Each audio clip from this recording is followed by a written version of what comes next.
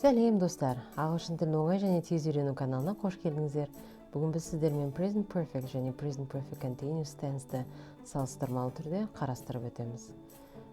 Сонымен present perfect tense дегеніміз бұл өткен шақпен осы шақты байланыстырушы және іс-әрекеттің жақын арада аяқталғанын көрсетеді. Яғни өткен шақта басталған іс-әрекеттің қазір аяқталғанын көрсетеді. Мысалы, they have eaten the pizza. Өткен шақта бастап жеген пиццаны қазір аяқтап бітірді. Немесе I have done the test. Мен тестті жазып болдым. Яғни 15 минут бұрын жазып бастаған тестті мен қазір аяқтадым.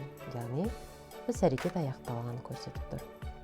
Ал енді present perfect continuous tense бұл өткен шақта басталған іс-әрекеттің әлі де аяқталмаған, әлі де болашақта жалғасын табатындығын көрсетеді.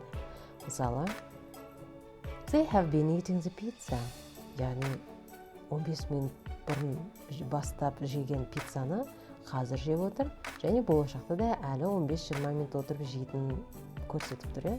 Болашақта да бұл іс-әрекеттің жалғасы табылатындығын, жалғасы болатынын көрсетіп тұр. Немесе I have been doing the test. Мен тестті жасап отырмын.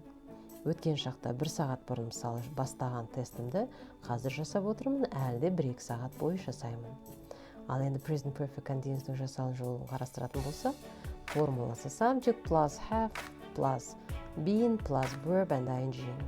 Яғни барлық шақтарда көрсетілгендей көпше түрдің және жекеше түрдің бірінші, екінші, үшінші шақтарында have been ing жұрнағы, немесе жекеше түрдің үшінші жағындағы he, she, it үшінші жағында has been және plus ing формасы қолданылады. Оны енді қазір сөйлеміне қарастырайық. Яғни present perfect continuous-тің жай сөйлемде, болымсыз сөйлемде және сұралы сөйлемде қалай жасалынатынын қарастырып өтейік. Сонымен subject plus have plus been plus verb and ing. Яғни бастауыш, көмекші етістіктер, негізгі етістік және ing жұрнағы. I have been working. Мен жұмыс істеп отырмын. I subject бастауыш, have been көмекші етістік және work деген негізгі етістікке ing жұрнағы қосылып тұр. Мен жұмыс істеп отырмын. I have been working. Ал енді болымсыз формада I have not been working. Мен жұмыс істеп отырған жоқпын. I have not been working. Яғни not деген болымсыз форманың бөлшегі екі көмекші етістіктің ортасына келіп орналасады. I have not been working. Немесе қысқаша I haven't been working деп айтамыз. Яғни not деген о түсіп қалып, тек апостроф арқылы қолданылады. Have you been working сұраулы сөйлемде өздеріңіз білесіздер, have көмекші етістігі бастауыштың алдына шығады.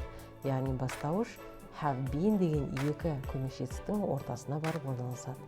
Have you been working? Сен жұмыс істеп отырсың ба? Ал енді біраз мысалдар қарастырайық. She saw him today. Ол оны көрді бүгін. Бұл өткен шақтағы past simple'дағы көмекші жалпы сөйлем. Біз өткен шақты біз қолданамыз басты назарды уақытқа бөлген кезде. Яғни оны мен көрдім, уақытта бүгін көрдім. Яғни оны мен таңертең көріп, бұл туралы кешке айтатын болсам, past simple'ды қолданамын. Яғни біраз уақыт өтіп кетті. Ал егерде she has seen him today, ол оны бүгін көрді, present perfect'те қолданатын болсақ, мен оны осыдан бір 15 минут бұрын көргенім туралы, яғни жақын арада көргенім туралы present perfect simple арқылы жеткізеді екен. Яғни тыңдаушы сіздің present perfect'ті қолданып сөйлеген кезде, сіздің оны жаңа ғана көргеніңіз туралы түсінеді. She has seen him today, ол оны бүгін көрді, яғни жақын арада ғана. Келесі мысал.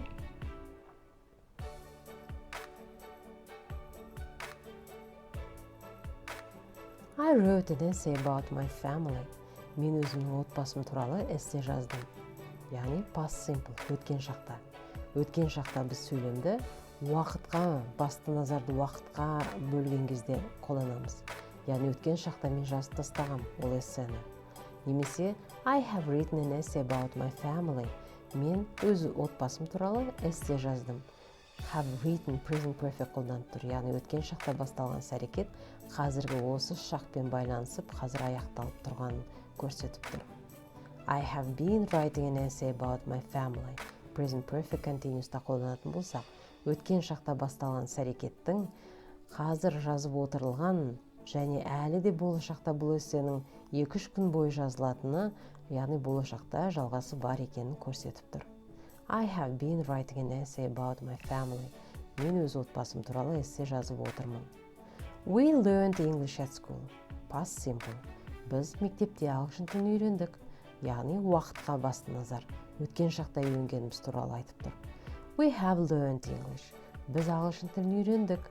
Яғни дәл осы сәтке дейінгі болған іс-әрекетті, дәл осы сәтте аяқталған, дәл осы сәтпен байланысы бар екенін көрсету үшін present perfect'ті қолданамыз. We have been learning English. Біз ағылшын тілін үйреніп жатырмыз. Яғни өткен шақта басталған іс-әрекеттің қазір болып жатқан және алдымызда әлі 3-4 ай бойы ағылшын тілін үйренетініміз туралы present perfect continuous арқылы жеткізіп отырмыз. Ал енді алдыңғы сабақтарда айтқандай, мен сіздерге әрбір шақтың өзінің үстеуі бар. Сол сияқты present perfect continuous'тың да үстеулері бар. For және since деген. Ал present perfect'ті already, just, ever, never, lately өздеріңіз білесіздер, иә? Ал ендеше for'ның қолданылу жолын қарастырайық. Сонымен for бұл уақыт аралығын көрсету үшін қолданылады. Мысалы, for 3 days, 3 күн бойы, 3 күн аралығы. For 3 months, 3 ай бойы, 3 айдың аралығында. For an hour, 1 сағат бойы, немесе for a long time, ұзақ уақыт бойы. Ал енді мысалдан қарайтын болсақ, we have lived in London for 6 years. Біз Лондонда 6 жыл бойы тұрып келе жатырмыз. He has borrowed my car for 3 days. Ол менің көлігімді 3 күнге жалға алды. They have been waiting for an hour. Олар 1 сағат бойы күтіп отыр. Яғни, ол белгілі уақыт аралығын көрсету үшін қолданылған for. Енді since бұл белгілі сәтпен бергі уақытты айту үшін қолданылады. Мысалы, since 3 o'clock, сағат 3-тен бері, since 1992, 92 жылдан бері, since last week, өткен аптадан бері.